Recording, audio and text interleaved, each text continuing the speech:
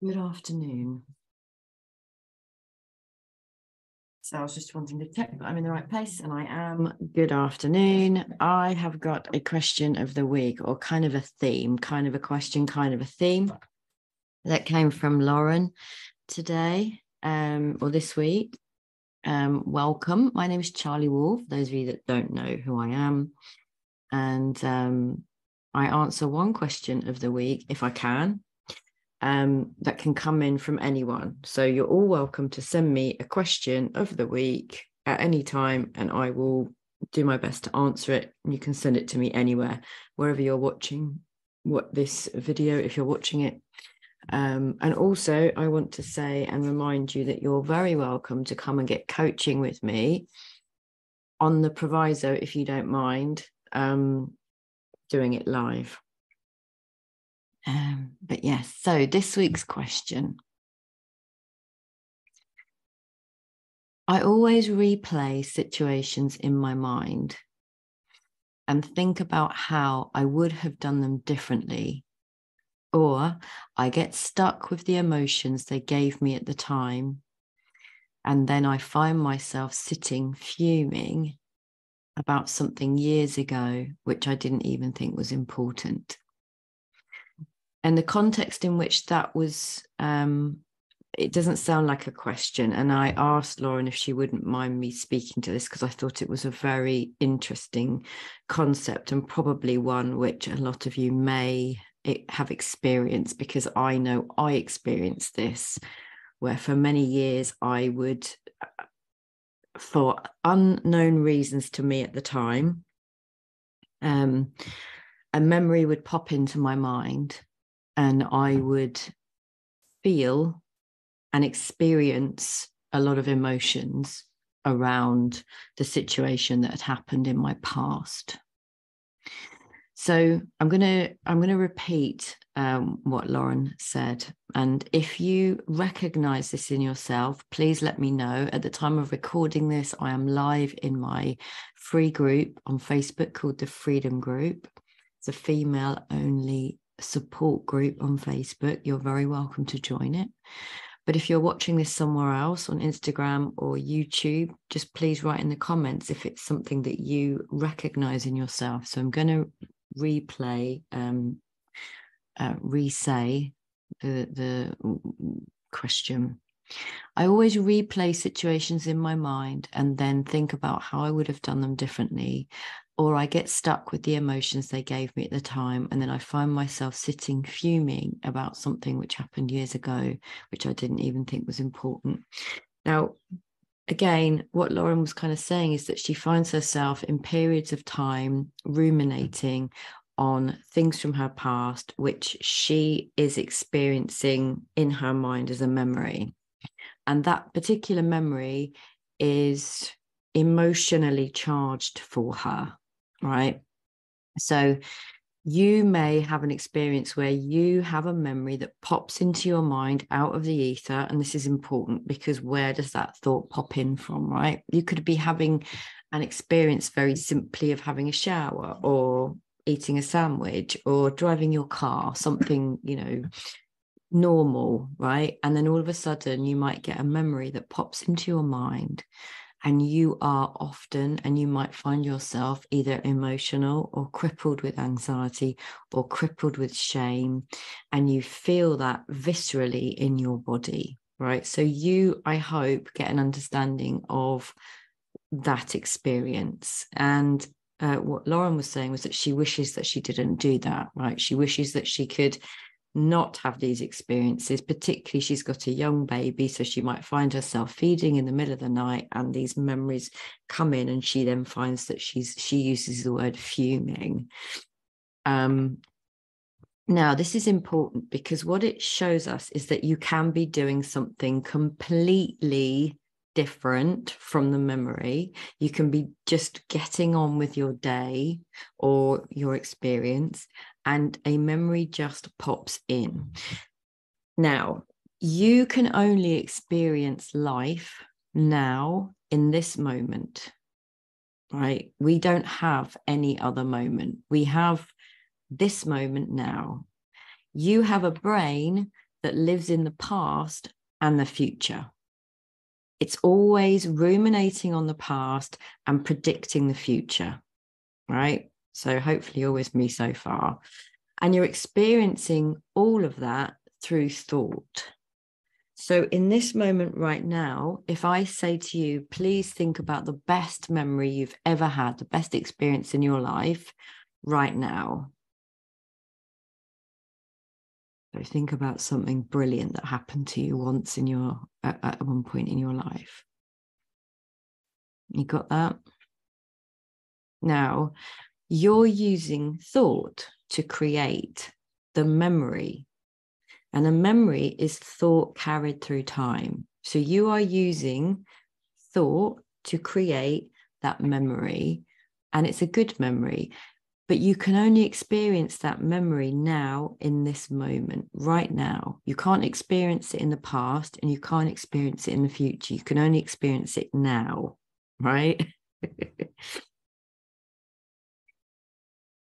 And you can feel the happiness of that memory, that good memory now. And you are using the gift of thought to do that. And we all live our lives now, in this moment. And we have a brain that wants to ruminate on the past and predict the future, usually worst case scenario, future often, and our past with a sort of negativity bias.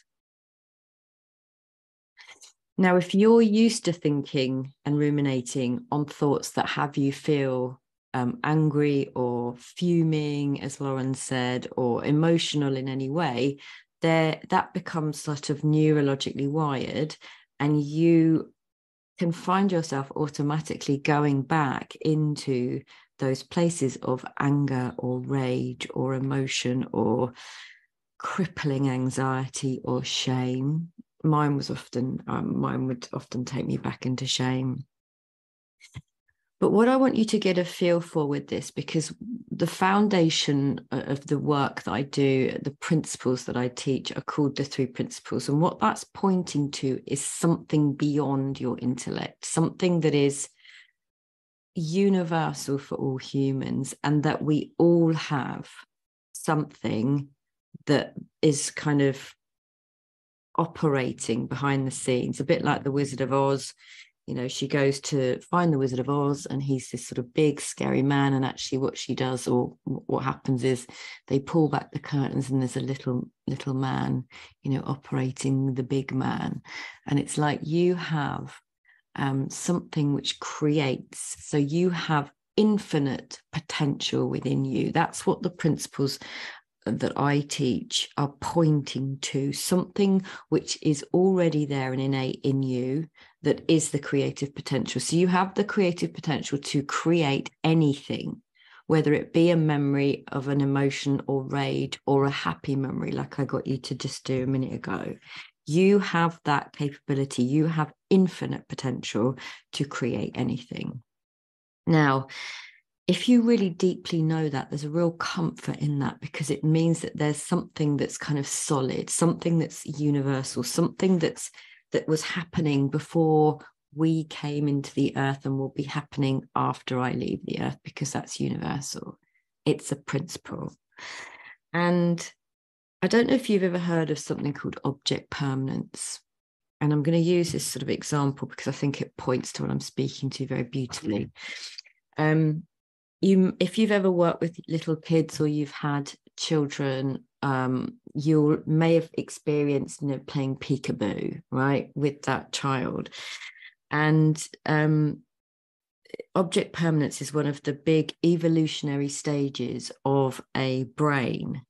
It's called object permanence. And this is why peekaboo is really good fun for little children. And so that's what I mean. If you've played it with your own child, you may have played it with children around you. There is no object permanence for small children. So literally you will disappear and then you will appear again, peekaboo.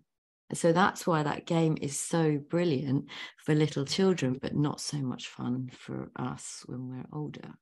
It's just not much fun, because it's like, no, you're literally behind your eyes. So you realize when your child is growing up, when they start to go, yeah, I can see you, mum.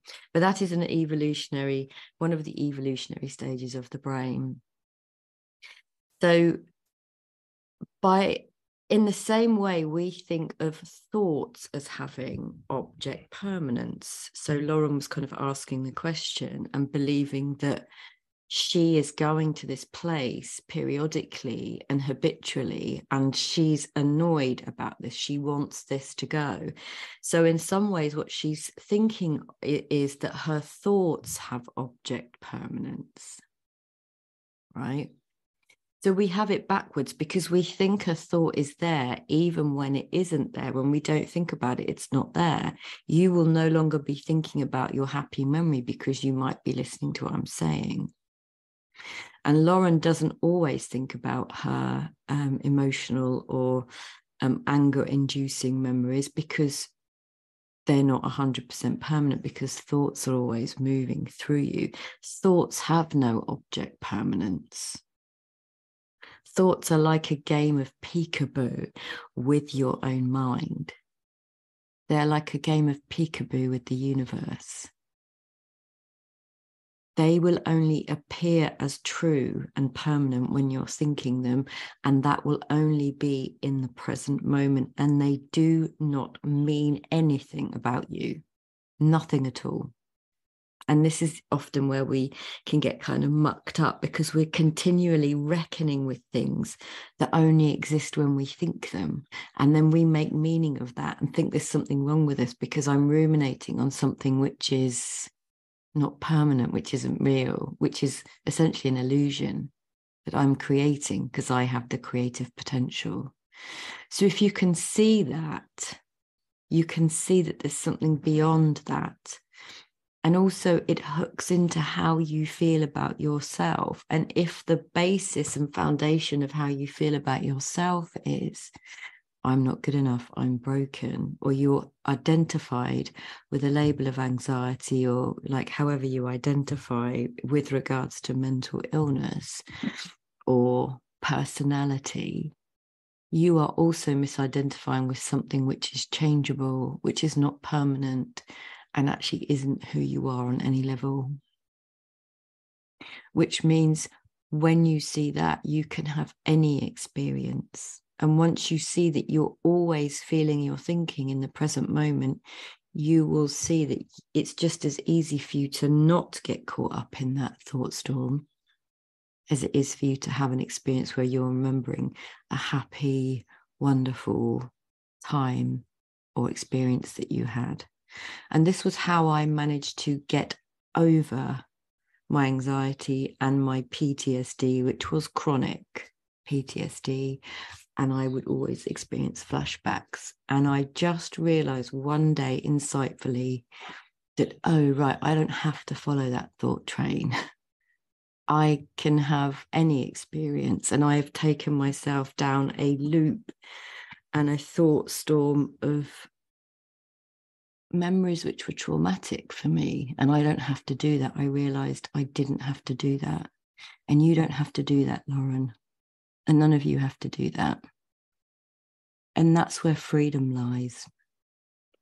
If you're believing that you are a certain way, or that you only deserve something, then you're always going to be operating through that lens.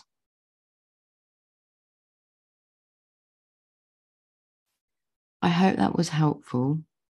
I think it's a really wonderful subject.